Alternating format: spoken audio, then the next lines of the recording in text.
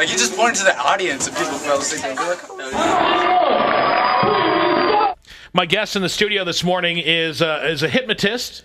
His name is Chris Jones. The name may be familiar. The body may be familiar for you as well. Chris Jones spent some time here at UWL. Did you graduate from UWL? I did in 2008. Thanks. 2008. And just before we went on the air, you told me that you were a nude model through high school. Through college. Yeah, I'm sorry, in college. I was a nude model in college, and it was great. What? One of the best paying jobs. It was $10 an hour just to sit there and just stare at people. I'm like, now they're probably staring at you too. Now, seriously, when you were doing that, were people like trying not to like move their eyes? Right. It's like making eye contact. I'm not looking below your shoulders. And it's weird because there are dudes in the class too. And you just gotta be like, "What's up, man?" It's weird for you. It's not so weird for me. Whatever. That would be a huge ego boost. Anyway, so how do you go from being a kid from Chicago, coming to UWL to go to school here, becoming a nude model in school, and then from there on to hypnotist? Let's see. I went to lacrosse. Great school. I loved it. To be a track star. Okay. And we were running 90 miles like every week, no days off. And I was like, well, this is quite difficult. So let me find... Did you say running 90 miles? 90 miles a week. I drive like 84 miles a week, and that's enough for me. Yeah, we run a lot, and we were all really skinny guys. And I was just like, are we going to do this every day until we die or make it to the Olympics? And I saw a hypnotist, Frederick Winters at UWL, and he's like, I'll put my hand in the air, you will fall asleep. And I'm like, this is not going to happen. He goes, go to sleep. I'm in the audience, and I fell asleep. And I was on stage. I woke up. I was a baby kangaroo. And at the end, I was like, please teach me how. Because I knew a little bit of magic. And I was like, please teach me how to hypnotize people. He told me to buy a $90 book. Now, for a college kid, that's a lot of money. Well, for a working guy, it's a lot of money. That's a lot of money. But I bought the book. I read it cover to cover. And then I had the basic level of understanding how hypnosis works. And I read more books, and I talked to more mentors. And fast forward now, I have been to all 50 states and going to Alaska on Saturday. We're in Alaska now. No. I'll be in Alaska, the state of Alaska. I understood. I was just giving you a hard time, man. And Juneau, yeah. So it's gonna be fantastic. That's pretty cool. So your show that you've got this evening at UWL, will you draw upon like local things when you're up there doing that? Oh yeah, I'm gonna joke about Joe Gow and all of his emails. I'm gonna talk about the Bluffs.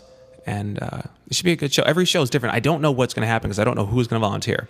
I never set anything up ahead of time. I don't say, hey, you guys just pretend to be hypnotized. Young lady, could you just fake like you're hypnotized? Everything that happens is 100% real. So you have you don't have I have a list of bad ideas in my head. Right. And what I like to see happen, but I just do. I have that list of bad ideas every day in my head too, and it ends up being a radio show that nobody listens to. It's great. You're listening to it now.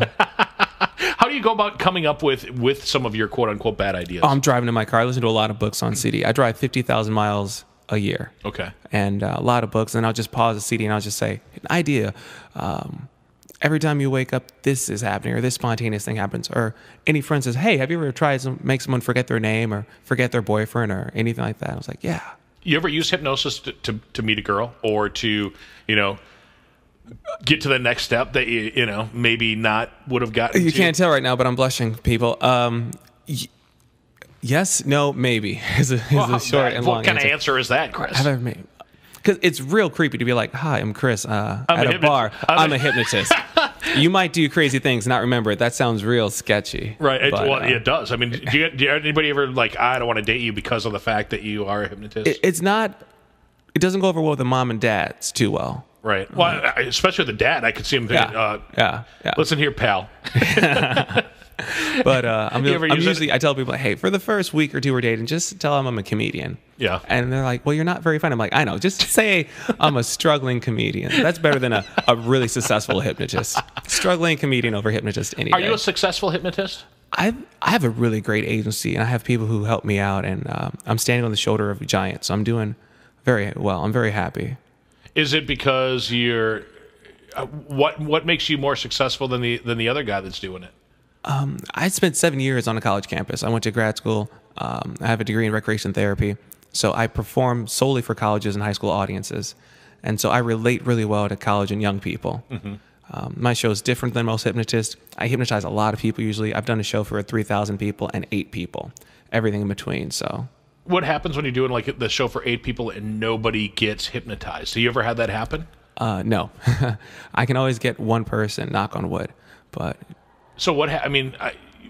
Have you been down to Riverfest when we've had a show down there? Dr. Jim Wan has been doing that. He's a fantastic hypnotist as well. He's a good friend. And it's like 100 and some degrees, and you're sitting in the sun, and not ideal conditions. Oh yeah, one of your coworkers was hypnotized by Jim Wan. She lost her belly button. Yeah. Like I was like, "Hi, I'm Chris. I'm the hypnotist." She's like, "Oh, I misplaced my belly button."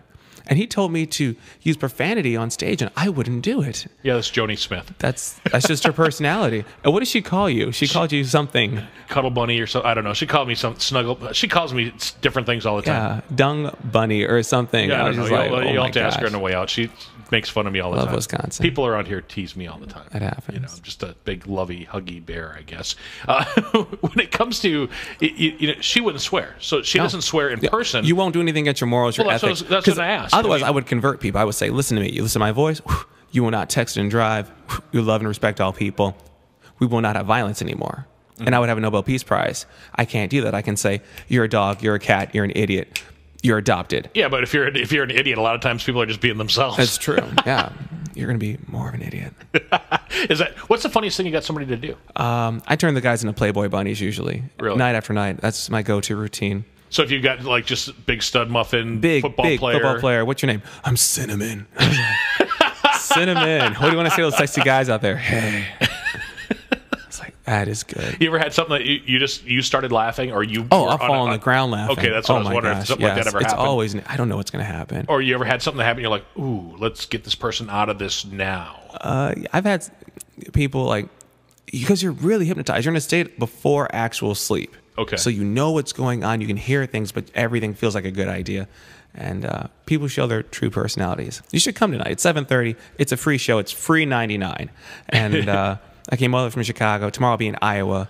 And the next day, Alaska. And then Juneau. So I have a fantastic, I'm happy. And so when you're doing the traveling like that, I mean, do they cover your drive time, your flight, your stuff like that? There's a tax deduction for driving so much in my car, 50,000 miles a year. But I get to eat wherever I want. I eat a lot of Subway. Eat fresh. Eat fresh. Not so fresh. Yeah, they hooked me up. The $5 footlong is a good thing. Mm-hmm. I was downtown. I was staying at the hotel downtown, and all the bars were closed last night. I wanted to get some wings at Brothers or something. The bars are closed? They were open, but there were like 4 people. Jimmy John's was closed. I couldn't get a pizza, and I said, "All right, well, I'm just gonna sleep then." On what? Really? I always thought that downtown was. I'm out of that age group though now. So right, I'm there with you. I'm like, do I want to go to Coconut Joe's? No. Well, don't they have like Wednesday $5 all you can drink or something like that? Wristband night. Some yeah. of those places. I went to the library. There was karaoke, and I was like, I'm not feeling that today. I never feel that. I sing karaoke. People leave, Chris. It's sad.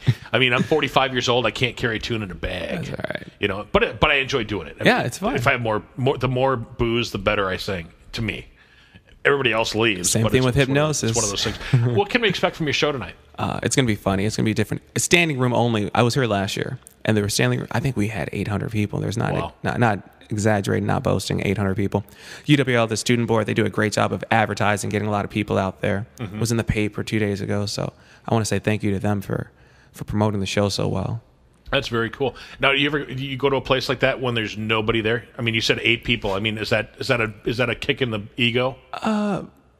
Oh no, the worst thing that ever happened. I was in front of 9,000 people, University of Wyoming, 9,000 people for homecoming, and Joakim Noah of the Bulls was there, and they had all these professional athletes there, homecoming, and Joakim Noah is done talking. They say, and now hypnotist Chris Jones, and 8,000 people just got up and left, and I was like, no, please come back. I'm very funny. I came all the way from Chicago. Sit back down. I'm very, very funny. They did not want to see a hypnotist. Really? They've been there for 3 hours, and that was the most humbling experience. I was like, all right. Does hypnosis work when you're trying to like lose weight or quit smoking or people things can't do it for losing weight? Because you'll see ads in the paper every once in a while about that. What kind of things do you make people think, or how can somebody not eat or not smoke or not? Right. People will say, "Hey, hypnotize me so I don't eat ever again." I'm like, well, then you would die, and that's not good. Don't get dead. But women out there interested in having children, Google the words hypnosis and childbirth. If you don't believe in hypnosis, that's fine. It's real, but you can Google it very easily. Have the awareness piece right there. Google hypnosis and childbirth. Together? Yes. In the same line? Women have been giving birth for the last 100 years with hypnosis without pain. Like, people were having surgeries back in like the early 19th century, 1912. That was a great year. And people were using hypnosis instead of anesthetic to help them get over the pain. People were dying in surgery, not from their illnesses, but they weren't waking up from the anesthetic. Can you help self-hypnotize yourself? Yes, absolutely. Every time I fly. Really? Yeah. And better sleep, less anxiety before a test, before an interview, etc. How do you do that? Just by telling yourself something over and over Repetitive action will zone you out. So when you're driving your car and next thing you know, you missed your stop, you were looking at the lights too much. Repetitive sound that entrances you. That's all it is. Very good. Chris Jones tonight, 7:30 at Cartwright at UWL. Show's free, which is very cool. You want more information about you, go to onewordchrisjones.com. Any of your nude pictures up on there? Not today. Maybe tomorrow. One word, Chris Jones. Thank you very much for stopping in and talking with us this morning. 27 years old, from Chicago, UWL alum. He's been to all 50 states. Been doing this 3 years professionally. See him tonight for free at Cartwright. My name is Chris Jones. Thank you guys for your show.